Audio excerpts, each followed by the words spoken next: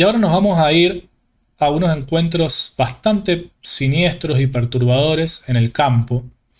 Y como les dije, parece que viene sucediendo desde décadas pasadas hasta la actualidad. ¿Y por qué digo esto? La primera historia que les voy a comentar hoy sucedió en Guatemala y le sucedió a Eduardo, un hombre que en ese entonces era conocido por ser mujeriego, decían, ¿no? Con tal de llevarse una mujer a la cama, hacía lo que fuere, es lo que se decía. Y una noche, andando a caballo, ¿no es cierto?, por un pasaje rural hasta llegar a su pueblo, vio a una chica lavando ropa a la orilla de un río, ¿no? Se acercó, ofreció llevarla a caballo hasta el pueblo, obviamente aprovechando la oportunidad de coquetear con esta mujer, a ver si llegaba a algún resultado. Y ya llevando a la mujer en el caballo, esta que llevaba también un canasto, se dio cuenta que al momento de subir al caballo tenía un niño en brazos, además de este canasto. De repente, mientras iba a paso lento con el caballo transportando a esta pasajera que había encontrado en la noche al lado del río lavando ropa, ya de por sí extraño, nota que el caballo empieza a ponerse brioso, empieza a molestarse, empieza a desobedecer las órdenes, ¿no?, de Eduardo, y sintió como algo punzante se le encajó en el costado del cuerpo, ¿no?, en el costado izquierdo del cuerpo. Cuando gira para ver qué era lo que estaba sucediendo, la mujer no estaba, pero sí estaba el niño acostado sobre el lomo del caballo que le estaba clavando, ¿no?, unas uñas grandes tipo de garras. Obviamente no pudo controlar el caballo, cayéndose en ese momento y desmayándose. Se despertó 2 días después de haber pasado por fiebres altas, de haber sido encontrado por un paisano que también pasaba por ahí y que lo conocía. Lo encontró boca abajo tirado en unas piedras, ahí de ese camino rural. El caballo llegó solo a la finca esa misma noche a la que él se dirigía, y cuando se recuperó contó lo que había vivido. Esto ocurrió en Guatemala, nos dicen la localidad, en el año 1952. Contaba una persona que era una historia familiar que le había ocurrido a su tío abuelo llamado Eduardo, ¿no? 1952. Un niño con garras que se las clavan en el costado del cuerpo mientras iba a caballo transportando a una mujer, o eso es lo que él creía, ¿no? Cuando se dio vuelta esta mujer no estaba y solo estaba el niño. Ahora, vean las similitudes, quizás similitudes digo, porque esta siguiente historia es un poco más oscura que la de recién. Ocurre en la región de Curicó, región del Maule, en Chile, en la década del 80. Presten atención. Esto le ocurre a un hombre que trabajaba en esa región conocida por tener quizás una región por ser conocida por las mejores bodegas de Chile, productoras de vino, ¿no? Obviamente una región poblada de viñedos. Le ocurre a Amador Torres Contreras, un peón que trabajaba en los viñedos de una de las bodegas de Curicó. Obviamente solían trabajar largas jornadas, por lo que no era extraño volverse ya una vez caído el sol, e incluso más tarde, a veces cerca de la medianoche. Él estaba a unos 4 kilómetros del puesto donde paraba a descansar, a dormir, para al día siguiente comenzar con la jornada, con la rutina de nuevo, de ir al viñedo. Y tenía una distancia de 3 o 4 kilómetros por un camino rural de tierra entre los viñedos, ¿no? Así que una noche que trabaja más de lo habitual, volviendo pasada de la medianoche, va por este camino de tierra que bajo la luz de la luna se veía blanco, la tierra blanca. Lo más bien, algo que ya había hecho habitualmente en noches anteriores, cuando de repente empieza a escuchar entre los pastizales de al lado, aledaños al camino de tierra, un gemido, ¿no? En su momento se queda quieto, tratando de identificar qué era lo que escuchaba y de dónde provenía. Empieza a darse cuenta que ese gemido sonaban más a quejidos. Obviamente lo invade un terror en el medio de la noche, imagínense ustedes, pasada la medianoche, bajo la luz de la luna, en una inmensa oscuridad donde no se veían más allá de unos 2 o 3 metros. Este terror empieza a transformarse en preocupación porque se da cuenta que esos quejidos los empieza a identificar como los llantos de un bebé, ¿no? Preocupado y molesto porque pensaba quiénes serán los padres irresponsables que han dejado un bebé acá en el medio de la noche en el campo. Se introduce en estos pastizales a tratar de encontrarlo, hasta que ve sobre el plano de una piedra un bebé envuelto en unos paños, ¿no? Llorando sin parar. Decide alzarlo en brazos, vuelve a retomar este camino rural de tierra y a los metros se da cuenta que el bebé deja de llorar, ¿no?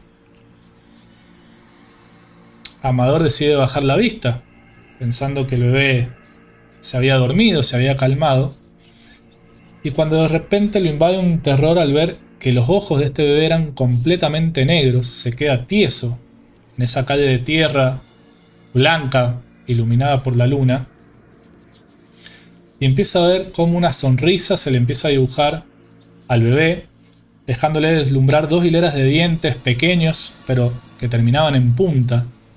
Una sonrisa interminable, decía Amador, que le llegaba casi de una oreja a la otra, hasta que de repente lo escucha hablar. El bebé, con una voz ronca, ¿no es cierto?, y rasposa, le dice: «¿Te gustan mis uñitas?».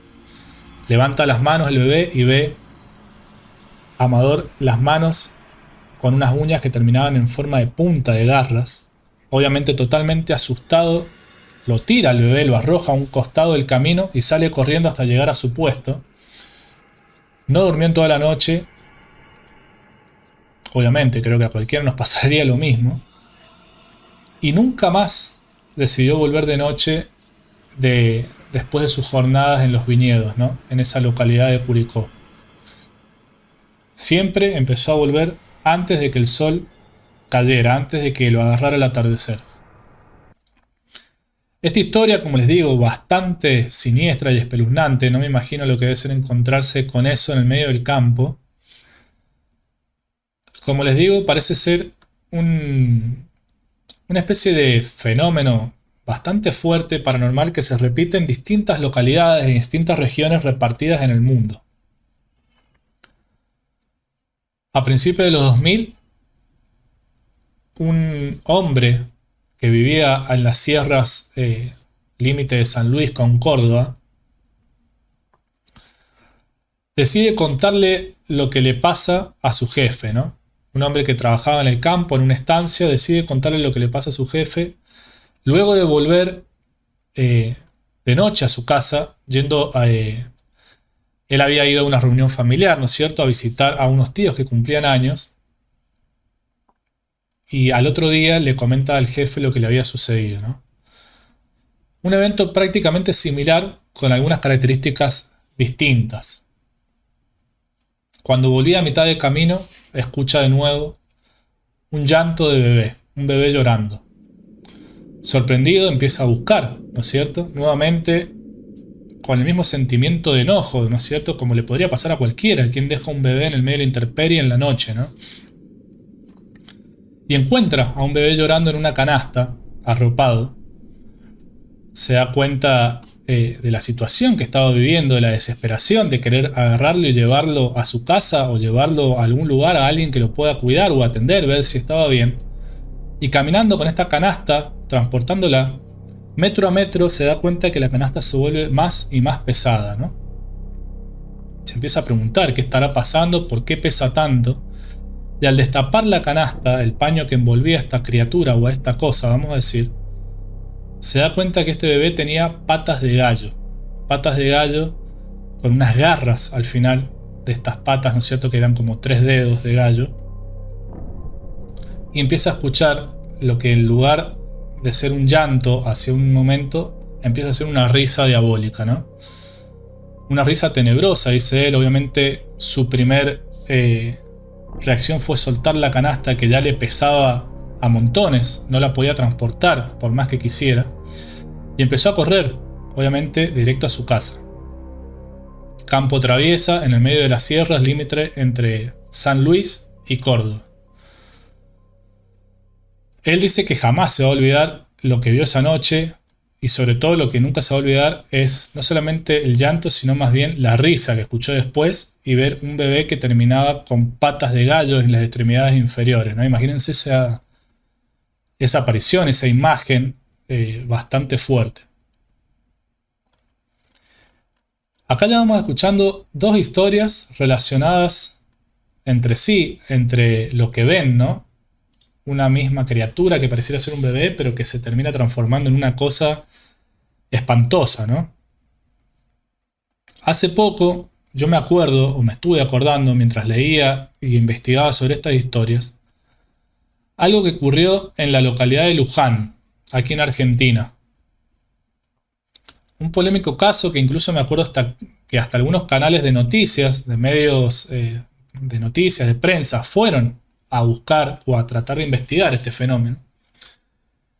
Los vecinos estaban hartos de un llanto de bebé que escuchaban prácticamente durante 2 o 3 días seguidos a partir de las 6:30 de la tarde, cuando pasaba un tren, ¿no?, por esa localidad. Cuando pasaba el tren por los rieles de ese lugar, se escuchaba un llanto de bebé recién nacido que era inconsolable. Era tan fuerte, de hecho, que los mismos habitantes de esta ciudad pequeña salían entre todos a buscar y peinar la zona, aturdidos, pero sin encontrar y sin ver nada, absolutamente nada. Si ustedes lo buscan en YouTube van a encontrar la historia, van a encontrar el caso y van a encontrar algún medio de noticias que logra grabar ese llanto, ¿no? De hecho, 3 policías se hacen efectivos de manera rápida tratando de localizar a este niño.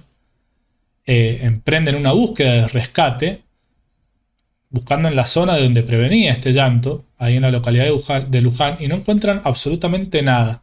Lo que sí empiezan a sentir al momento de que este llanto se había detenido, pero vuelve a comenzar, fue frío y que el llanto se movía en diferentes direcciones. Así lo describían ellos, como que lo escuchaban a la izquierda, después a la derecha, después más alejado, después más cerca. Así que se dan cuenta que estaban frente a algo que para ellos no era humano, era algo raro. Así que deciden, desalentados, dejar de buscar, más bien con un sentimiento de miedo que desalentador, y abandonan el sitio. De hecho lo nombran como un caso abandonado. No le encontraron una respuesta lógica. Y obviamente la búsqueda continúa adelante por la decisión de los habitantes, ¿no? Al amanecer todos los habitantes obviamente continuaban su rutina tranquilamente, pero al caer la noche comenzaba el llanto de vuelta.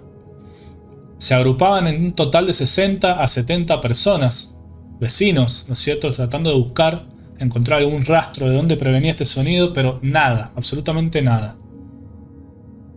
Hasta que pareciera ser que un habitante de Luján menciona una historia o una leyenda de que un bebé había fallecido por causas naturales unas décadas atrás, y en lugar de darle una sepultura como se debe, quizás en un cementerio, pareciera ser que lo habían enterrado así sin más en esa zona de los rieles del tren, un bebé conocido con el nombre de Ariel, y que por ese motivo lloraba, ¿no? Porque según esta persona pedía que le dieran una santa sepultura, rindiéndole un homenaje como se debe. Hablaban de un abandono, hablaban de un asesinato quizás, pero también aparece otra historia que es de un bebé que había sido arrojado desde las vías del tren bastante tiempo atrás por quizás una pareja que decidía no tenerla, un bebé no querido pareciera ser. Sea como sea, se hizo noticia, varios medios del país, como les dije, llegaron a verlo. Alguno de los medios más conocidos fue Crónica. Creo que de hecho es Crónica quien logra grabar en un fragmento los llantos del bebé al fondo de la investigación que estaba llevando a cabo. Y aparece en su momento un sacerdote, ¿no? Un sacerdote que se suma a la búsqueda, que para ese entonces ya no solamente abarcaba efectivos policiales, sino también una dotación de bomberos llevando a cabo una investigación, una búsqueda de rescate. Todo sin resultado positivo alguno, no se encontraba nada más que escuchar el llanto del bebé. Y es el sacerdote, ¿no?, respetado ahí en la localidad de Luján, que habla de que se dejara de hacer ese tipo de rastrillaje, ese tipo de búsqueda, porque no iban a encontrar ningún bebé llorando ni nada.